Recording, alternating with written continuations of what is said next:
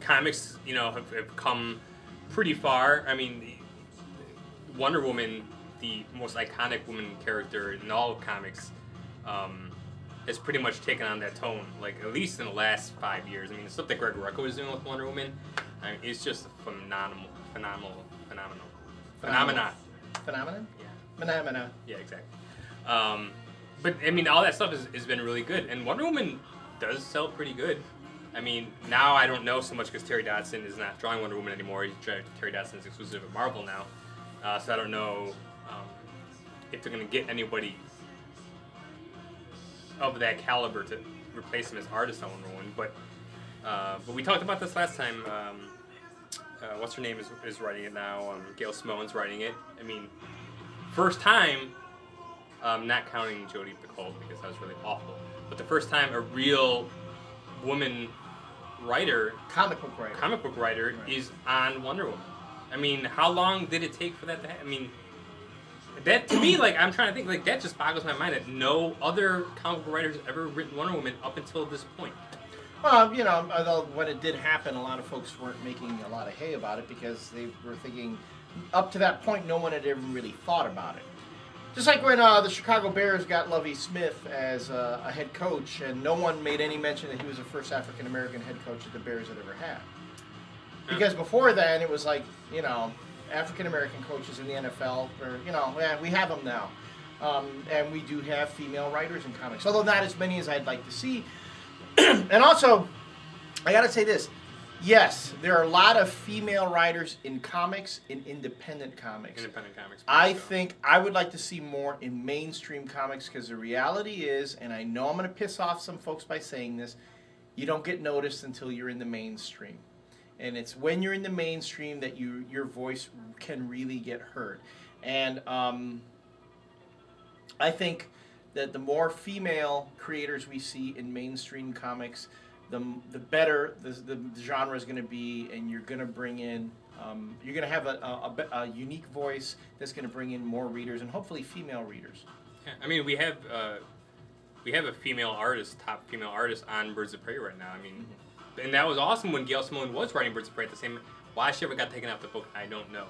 But I think she said when she was offered Wonder Woman, she knew she could only do so much. That's right. I did read that interview. So I mean, I give her credit for that. But I mean, that was that was a female top tier book. I mean, you had a female artist and female writer doing a monthly book. Right. But Birds of Prey, you know, while I like Birds of Prey, doesn't get the same attention as Wonder Woman does. And I'm waiting. And what's stopping a female writer and artist from doing Superman? Or heck, why not have a female writer working on Batman? Why can it only be men? And I mean, with the exception of Devin Grayson, who did Gotham Knights, and I think proved that a woman can write that role. I don't think that's even really a valid question, because we should have been asking that question of, I mean, look how long it took a woman to write Wonder Woman, okay? And Batman, why can't just a woman writer get into the industry and get one of those top books? I mean, it took Gail Simone how long to get one of the top 3 DC books? I mean, you have the Trinity, Batman, Superman, Wonder Woman. Finally, a woman writing one of the Trinity. I mean, how long did it take?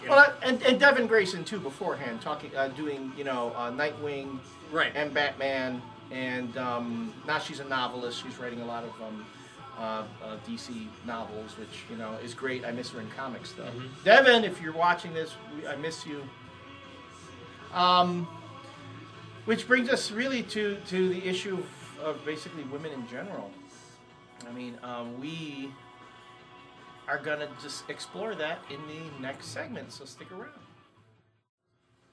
All right, so we wanted to talk about, let's talk about women in general. I mean, I want to also give a shout out to When Fangirls Attack, the Women in Comics blog site, which for some reason they link my column as being germane to gender in comics, and my last column had to do with basically male body image. So much is made of how when girls read comic books and they see, you know, Power Girl with the huge boobs and the, you know, the arms, and Wonder Woman looking all Amazonian, that's kind of an unrealistic image for them to shoot for. Except that Wonder Woman is a fucking Amazon. And that I don't understand why they have a problem. Power Girl, maybe I can see what the problem is with Power Girl, but... Well, you look at how just girls in general, and women in general, are portrayed. Even non-superpowered characters in comics, like Maria Hill, you know, the assistant director on Shield. I mean, she's got the Emma Peel, you know, leather suit on, and she's buff and hot, and then you have all these other non-powered characters. It's like a soap opera where you never see ugly people. I don't see any ugly people in soap operas. I don't see any unattractive people in comics outside of, you know, the bad guys who are supposed to be unattractive, and yet I think that then maybe that gives a subconscious message that if you're not attractive, you're bad. Yeah. But look at how men are portrayed. Dr. Psycho is pretty ugly, though. Dr. Psycho? Who's Dr. Psycho? From Wonder Woman. Wonder Woman? Okay. See, I haven't read Wonder Woman. So. Well, she's only been in Wonder Woman for like the last few decades. I mean, you're gonna run to it eventually, right? You never read Wonder Woman at all, like at any point? I read the early stuff. I read the George Perez run, and then, the Phil Jimenez stuff, and all that. And leave it to me to just tell people how to run books that I don't read. See, that's why I actually read bad comic books, so I can badmouth them, because I don't like to just badmouth them for the sake of badmouth. But you're not saying Wonder Woman's bad. No, I'm saying Wonder Woman stuff. Okay. is awesome. But now it is. But anyway, awesome. Women in general. Why are they more affected by the imagery in comics than men? Because I'm telling you, I look at comic books on a regular basis, and the guys in there make me feel fat. And I watch television, and I see the guys on TV, and they make me feel fat. Every time Sawyer takes off his shirt on Lost, I feel like a friggin', you know, I feel like the Michelin Man. So why don't guys have the same issue that women do?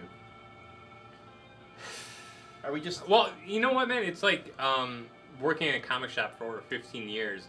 I've heard the fair share of girls coming in like, you know, look at this cover, look at this one, blah, blah, blah. But you know what? Like, you look at the men in comics in the same amount of period, and it's all disproportionate.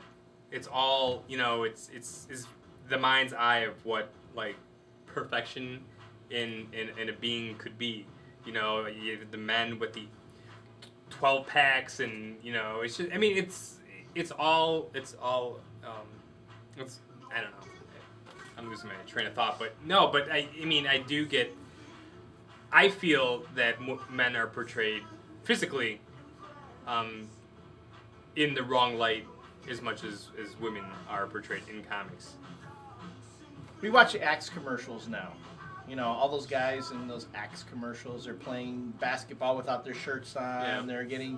They're having women jump on them, and now they're, you know, trying to get the whole thing that if you use Axe deodorant spray, women will want you, and which isn't true. Which isn't true, but I bought into the hype, and nothing has come of it. Nothing. What they want, what's going to get them hot for you is that six-pack ab. Exactly. That's what I was missing from the commercial. I'm like, well, I got the spray. They don't have that. And, yeah, that they should have told me that beforehand. That you need both of the pieces to fit together before any of this can possibly come true.